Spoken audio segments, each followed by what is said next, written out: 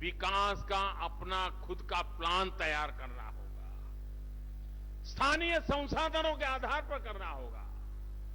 आपसे बात करके यहां का प्रशासन आपकी एक एक आवश्यकताओं के बारे में, उनकी पूर्ति कैसे हो, इस बारे में योजना बनाएगा। बहुत छोटे छोटे कदम आपको विकास की बड़ी दौड़ में अव्वल नंबर पर ले जाएंगे। इस पूरी प्रक्रिया में केंद्र और राज्य की टीम, गांव ब्लॉक के लोग कंधे से कंधा मिला करके चलेंगे।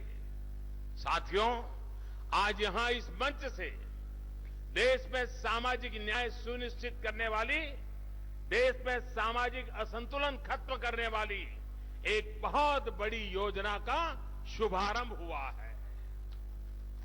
आयुष्मान भारत, इस योजना के पहले चरण को आज 14 अप्रैल अंबेडकर जी की जयंती के दिन इसी धरती से, छत्तीसगढ़ की धरती से, बीजापुर डिस्ट्रिक्ट की धरती से आज उसका प्रारंभ किया जा रहा है। उसके पहले चरण का प्रारंभ हुआ है और पहले चरण में देश के प्राथमिक स्वास्थ्य से जुड़े विषयों में बड़े बदलाव लाने का प्रयास किया जाएगा। इसके तहत देश की हर बड़ी पंचायत में, यानी लगभग 1.5 लाख जगह पर, हिंदुस्तान के 1.5 लाख गांवों में सब सेंटर और प्राइमरी हेल्थ सेंटर्स को हेल्थ एंड वेलनेस सेंटर के रूप में विकसित किया जाएगा। और मैं तो नौजवानों से कहता हूं कि mygov.in पे जाकर के ये हेल्थ एंड वेलनेस सेंटर है, उसका हमारी सामान्य भाषा में क्या शब्दों प्रयोग करना चाहिए, मुझे सुझाव दीजिए, मैं जरूर उसका अध्ययन करूंगा। आज अभी तो नाम पॉपुलर हुआ है हेल्थ एंड वेलनेस सेंटर, लेकिन आगे चल के गांव का गरीब अनपढ़ व्यक्ति भी बोल सके, पहचान सके, ऐसा शब्द इस योजना को मैं देना चाहता हूं। लेकिन वो भी आपके सुझावों से देना चाहता हूं, गांव के लोगों के सुझाव से देना चाहता हूं। सरकार का लक्ष्य इस काम को 2022 तक पूरा करने का है। आप कल्पना कर सकते हैं कितना बड़ा काम सर पे लिया है।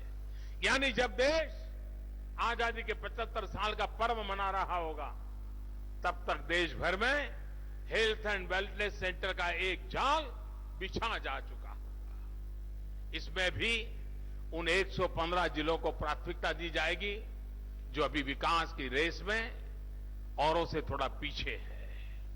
भाइयों और बहनों, इन वेलनेस सेंटरों की जरूरत क्यों है, इसे मैं विस्तार से आपको समझाना चाहता हूं। जब हम हेल्थ एंड वेलनेस सेंटर्स की बात करते हैं, तब हमारा प्रयास सिर्फ बीमारी का इलाज करना नहीं है, बल्कि बीमारी को होने से रोकने का भी हमारा संकल्प है। हमारे देश में ब्लड प्रेशर हो, डायबिटीज के मरीज बहुत बड़ी संख्या में पाए जाते हैं। हृदय रोग की बीमारी से जुड़ी समस्या, मधुमेह, डायबिटीज, सांस लेने में परेशानी, कैंसर, ये ऐसी बीमारियां हैं जिनके चलते 60% लोगों की दुखद मौत इन्हीं 4 बीमारियों के रहते होती है।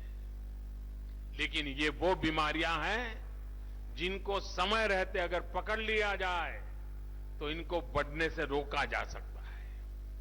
अब हेल्थ एंड वेलनेस सेंटर्स को भी ये नई व्यवस्था खड़ी की जा रही है। उसके माध्यम से तमाम तरह की जांच भी मुफ्त में करने का भरसक प्रयास किया जाएगा। साथियों, सही समय पर होने वाली जांच कैसे फायदेमंद होती है, इसका भी उदाहरण मैं आपको दूंगा। मान लीजिए 35 साल का कोई युवा जांच कराए और उसे ब्लड प्रेशर की समस्या का पता चल जाए, तो भविष्य में होने वाली कई गंभीर बीमारियों से पहले ही वो बच सकता है।